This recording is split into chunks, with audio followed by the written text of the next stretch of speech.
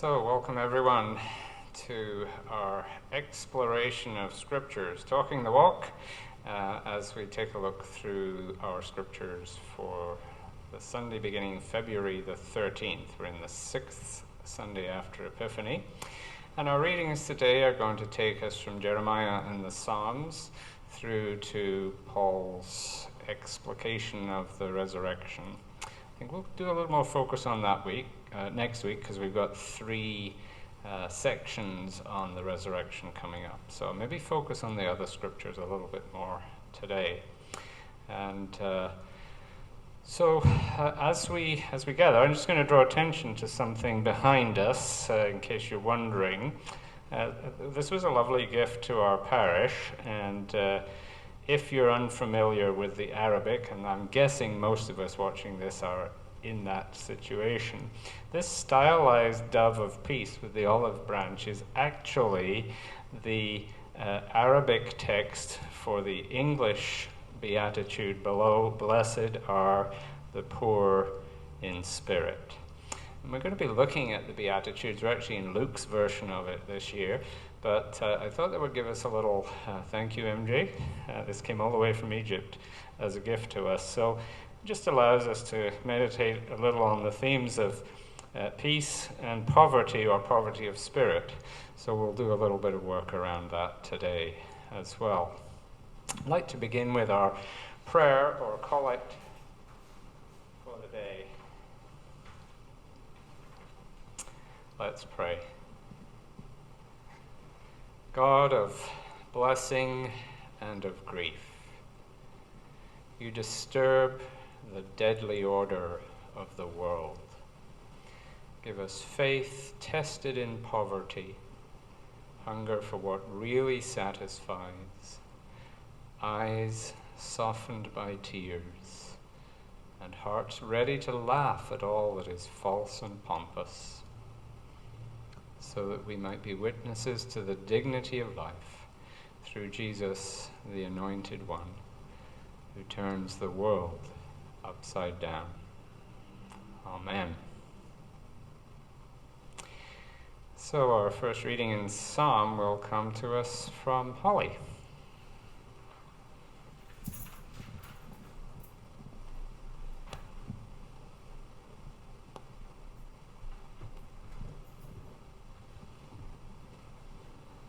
How do we really flourish in this life?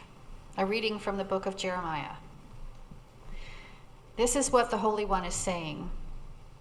How unhappy are those who trust in mere mortals and make mere humans their strength, whose hearts turn away from the Holy One. They shall be like a shrub in the desert, and shall not see when relief comes. They shall live in the parched places of the wilderness, in an uninhabited salt land. On the other hand, how happy are those who trust in the Holy One, yes, really trusting.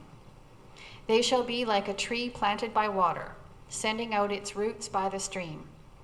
It shall not fear when heat comes, and its leaves shall stay green. In the year of drought it is not anxious, and it does not cease to bear fruit. And our psalm verse of the day is taken from Psalm 1, verse 2. Happy are they who delight in the sacred teachings of the Holy One, and who quietly give voice to this wisdom day and night.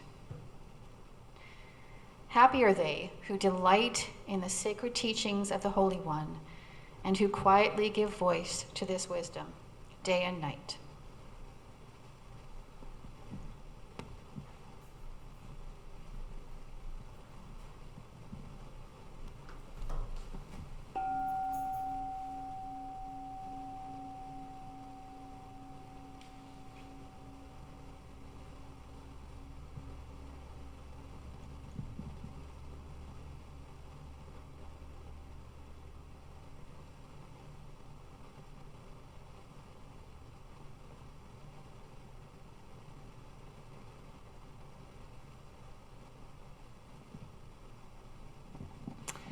Our verse from the epistle reading in Corinthians is taken from the translation known as the Message. I'll be using that translation as well for the gospel reading. And simply one verse. If all we get out of Christ is a little inspiration for a few short years, we are a pretty sorry lot. But the truth is that Christ has been raised up, the first in a long legacy of those who are going to leave the cemeteries.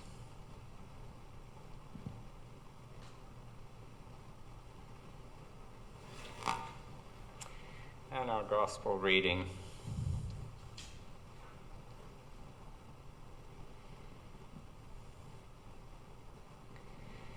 So we're reading from the Gospel of Luke, and again, to put us in context, we've been following Jesus, starting off at the time of we highlighted the fact that he'd been through his temptations in the desert, and he was coming, as it were, dripping with the wisdom of the Spirit. And as such, he is directly in touch with his own community, where he has his first sermon, and he unrolls the scroll. I'm not very good at one-handed unrolling of scrolls, but that's the Isaiah scroll, or a copy of the one from the Judean wilderness in Jesus' time, the Dead Sea Scrolls. And then from there we find him, last week he was on a boat teaching, and this week he's back on the land, and he's engaging in what we call the Sermon on the Plain, Sermon on the Mount in Matthew, and the Sermon on the Plain, P-L-A-I-N. And so we'll have a few weeks to explore some of the content of this. Is the first sermon, if you like, is where he actually says, here's Isaiah, here's the reading, this is coming into being in your presence. When he gets to the actual Sermon on the Mount or the Sermon on the Plain, this is his chance to get into a much longer sermon. Ooh, you know what, I start salivating at the very thought of long sermons, not listening to them. Just, famous for being a mouth that goes on talking. So let's see where this message leads us.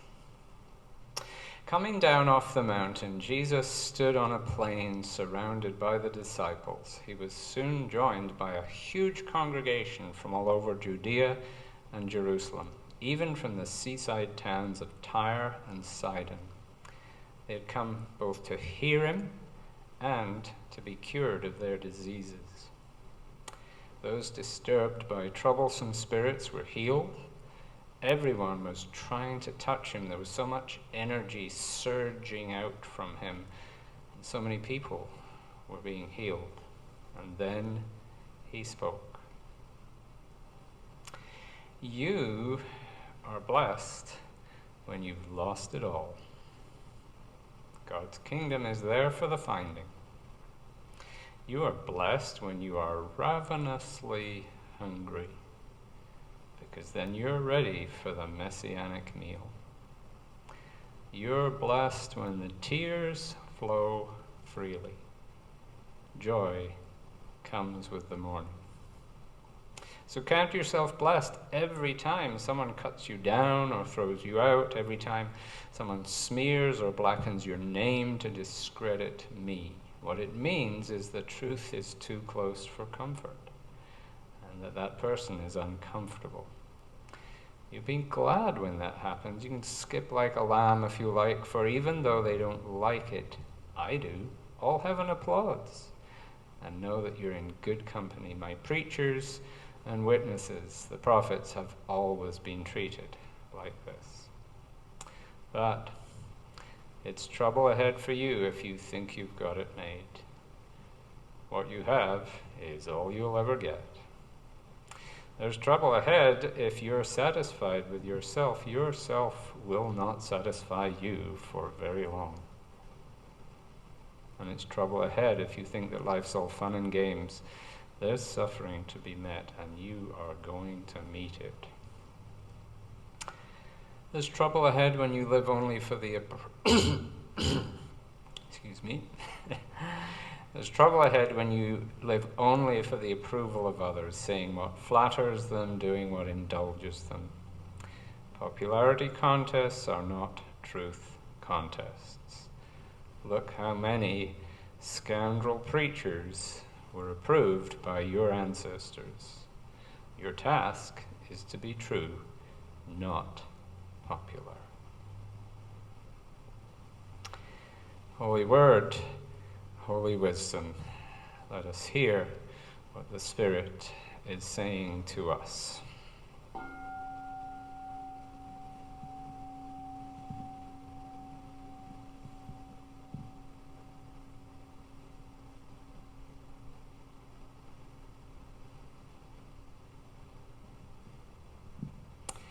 Well, let's start with Jeremiah, actually, before we get to Jesus.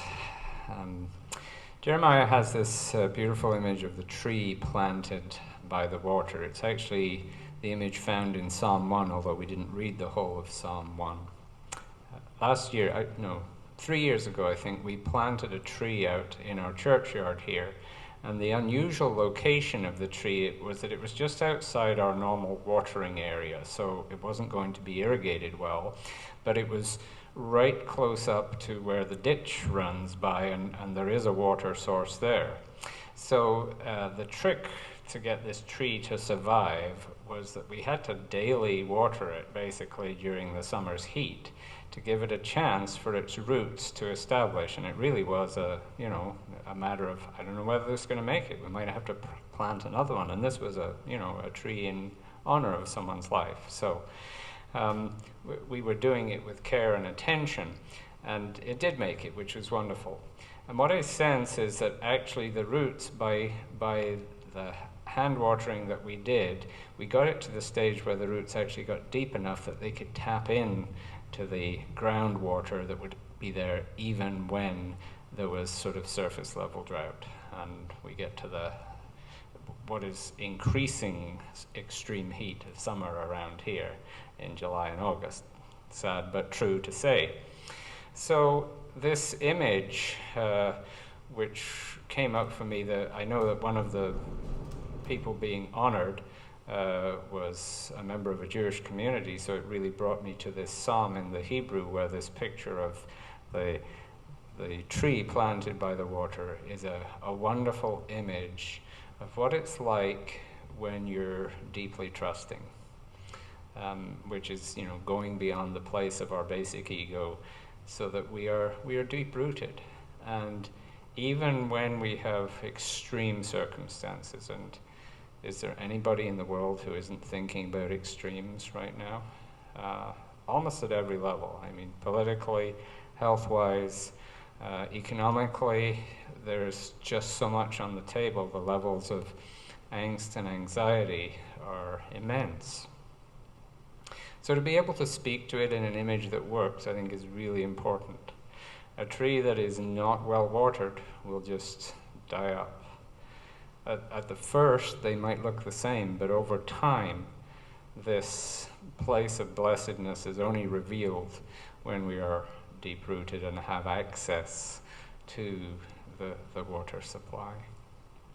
And it's interesting, the psalmist talks about the person, the blessed or happy person, is the one who, our traditional translation said, meditates day and night. I must admit, I've been doing some day and night meditations recently. Not that I'm celebrating lack of sleep or anything like that, but there is a monastic tradition, I don't know, maybe it's my old age or whatever, that sometimes I just get up in the night and it's a chance to meditate and pray a little bit. But the word in Hebrew for meditation is not what you would think. It's not like a Trappist monk, where, it's not a silence word directly. It could be that, but it's not primarily that. The word for meditating on the sacred teachings is, in my translation, giving gentle voice. So actually the vocalization of wisdom. Now we do that through singing or chanting or just even praying in words. It's part of the davening tradition of the Orthodox Jewish way. And it's also, in Christian terms, part of the Pentecostal tradition. You vocalize your prayers. And there's always this You're either singing, chanting, vocalizing. So silence is one form of meditation, but the kind of meditation that the psalmist has in view is a different kind of contemplative. It's a vocalized contemplation of the wisdom and the mysteries of God coming to us through sacred teachings, through Scripture. However, there's another interesting turn that Jesus gives to Psalm 1.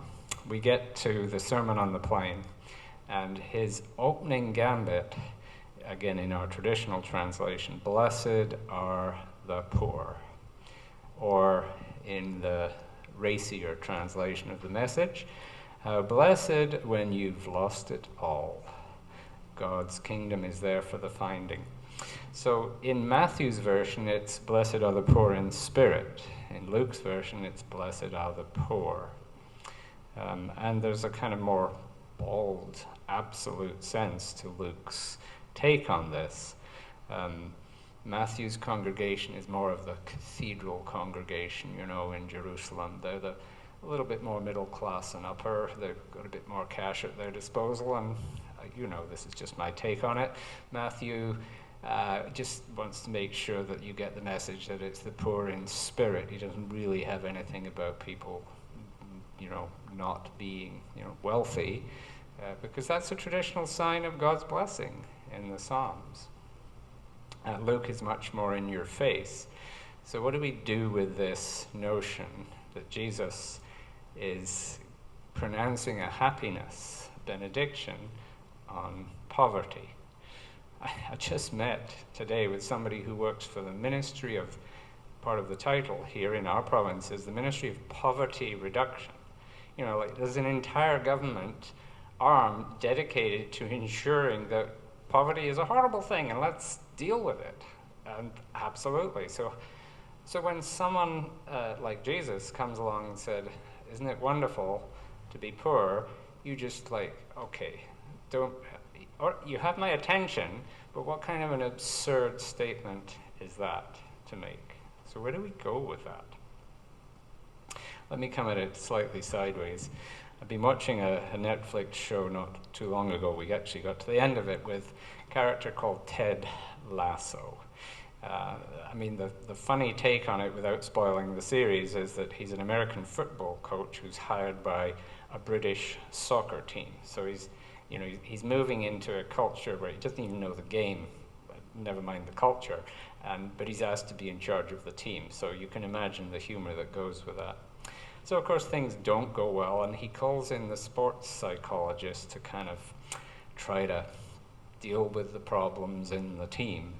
And eventually, of course, they all take the advice, but he himself is really reluctant to sign up for any counseling because it has negative associations for him. And finally, what breaks the ice for him with the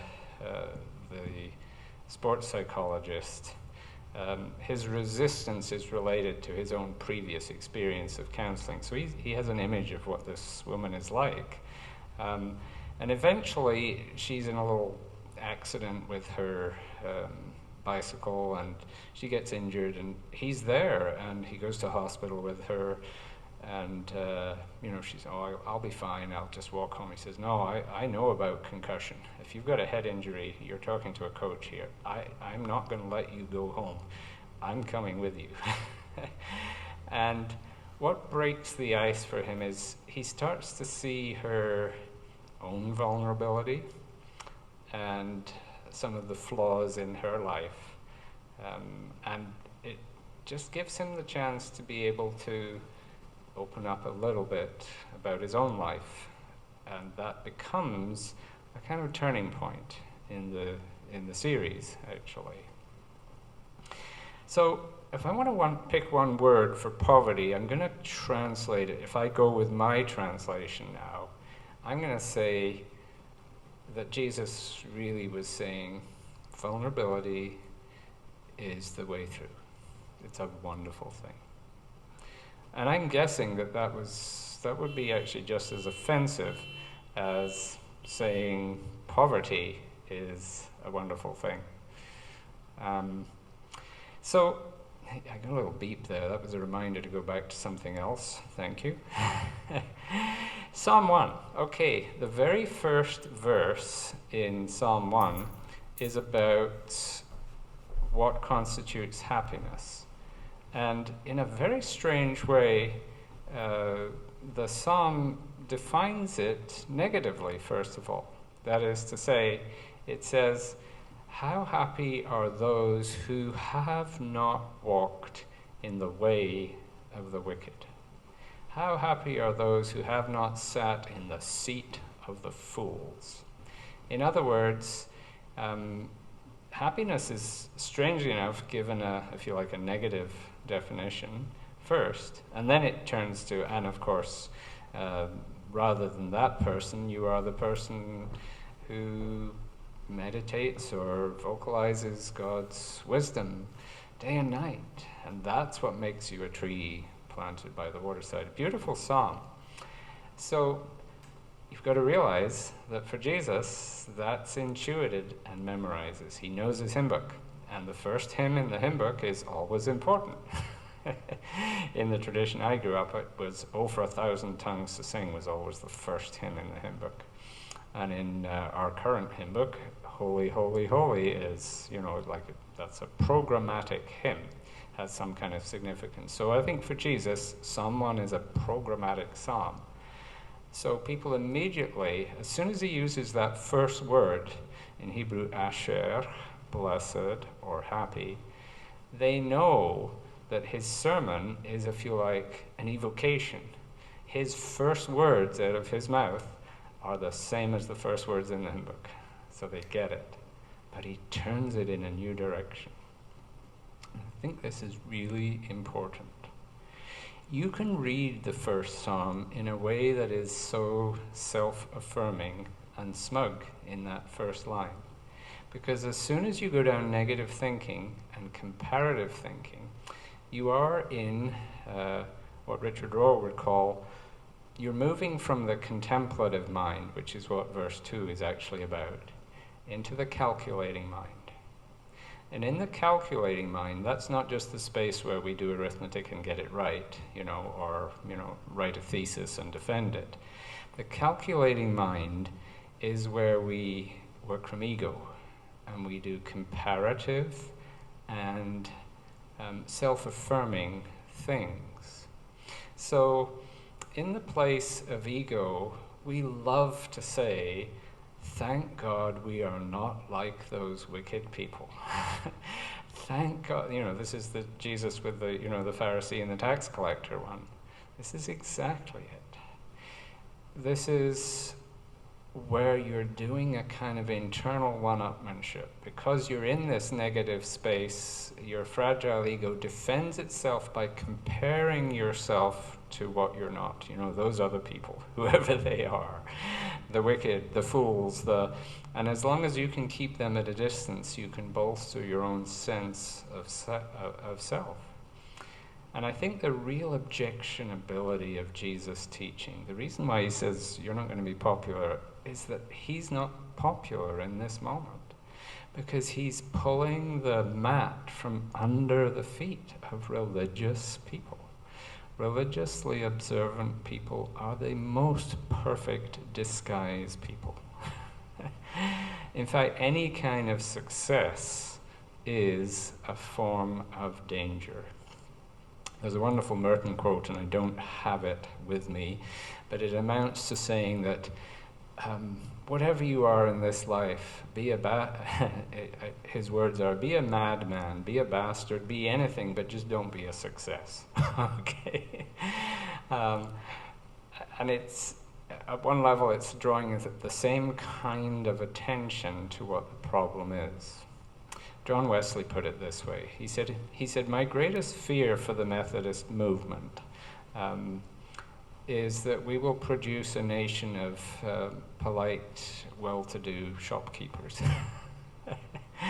And here we are 40 million Methodists later in the world. And his point was, when you come into this, like the Methodist movement was a kind of ego recovery movement. It was preaching the good news, which was bad news to you first. that then becomes good news. In fact, those are the lines used by Ted Lasso's sports therapist. Nearly forgot that very important part. She says, Ted, the truth will set you free, but first of all, it will really drive you crazy. Actually, she uses some more colorful language, but in the interests of family well-being, I won't quote the text of the show. You have to watch it for yourself. The truth will set you free, but first of all, it will drive you crazy. And this, I think, is what Jesus is doing as the master psychologist, the master healer of the soul. He's not just the healer of the body, he does indeed do that. But he's actually getting at this place of ego wealth. And John Wesley could see that. He see when people come in humility or humiliation, they're open. When they're in a place of vulnerability, wonderful things happen. But as soon as they start to pay attention to all the virtues of being thrifty and industrious and all the good things that you want your Christian, good upright Christians to do, or Jews or Muslims or Hindus, whatever your community. The huge risk is that as you get attached to this, you start to become successful, and then you start to enjoy that. And you start to relax into that, and you start to actually defend it. And then you get into this whole place of smugness where you're back where you started. You're back in this place of comfort, which Jesus calls wealth as opposed to poverty.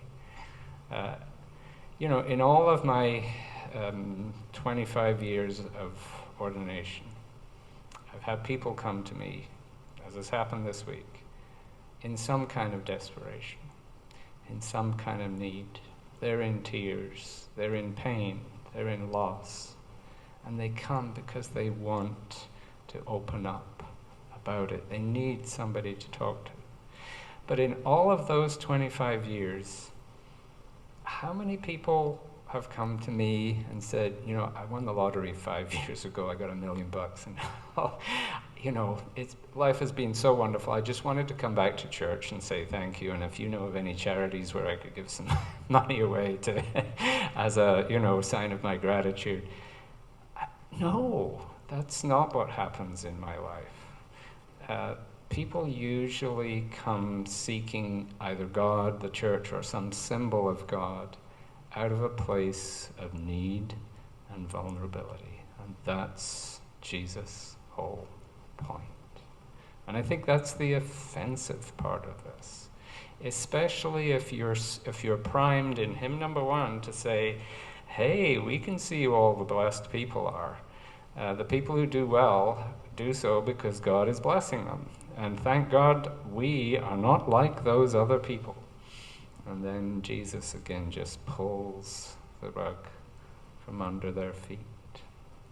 If that's the only wealth you know, that's the only wealth you'll ever know. And he says, and puts the finger on it, vulnerability is the way through. Vulnerability is the way through. Not popular, not comfortable. I know in the men's spirituality or men's recovery or Male-Anon or however you want to call it that I've been involved with in over a few decades really, this is one of the really, really big themes. As Father Richard puts it, if a man isn't led on deliberate journeys of powerlessness, he will almost always abuse his power. Let me say that again. If a man is not led on deliberate journeys of powerlessness, think Jesus in the wilderness, he will almost always abuse his power. Whoa. Scary and true. Now, I'm speaking of one gender type of experience here, and I can see that from the inside, so others can speak. On the other side of that as well, we have this little saying: if there are no tears in the eyes, there's no rainbow in the soul. So again, what we're looking at in these men's gatherings is that thing that breaks the heart open in vulnerability, whether those tears are crying on the inside or the outside. What is it Jesus says? I'll get it again. You're blessed when the tears flow freely, joy comes with the morning. That's actually a quote from Psalm 31. When the weeping may endure for night, joy comes in the morning. And Jesus puts it in that order, that at some level the ego reduction, the ego confrontation has to happen. And he doesn't go straight to the blessedness and the happiness. He goes to pull the rug out from under your feet to give you the uncomfortable truth that will annoy you. And I can only conclude that the reason they wanted to throw him off the cliff in his hometown is that they had their own idealized image of what their beloved little boy rabbi, now grown up and ready to be somebody, their hero, was going to simply affirm how great it was to be from Nazareth and Galilee and all of these things. And he immediately turned it back on them, because he had been on his powerlessness journey. And he knew that the only thing that he had to offer others came from his vulnerability as well. His self-giving, his self-offering. And that place had no room for violence or vengeance. That the ridiculous logic of forgiveness was going to kick in. At least 75% of the teachings of Jesus, one way or another, parable, story, wisdom saying, are about this simple act of letting go, the unfolding of the hand. That is the poverty of spirit. Or, in my translation, blessed are the vulnerable, so that we don't get distracted with material poverty and all that's wrong in an economic system. It's there. Vulnerability is the only way through. It's the Jesus way. It hurts and it liberates. Blessed, happy are those who lose it all, because that is the beginning of your freedom. Amen.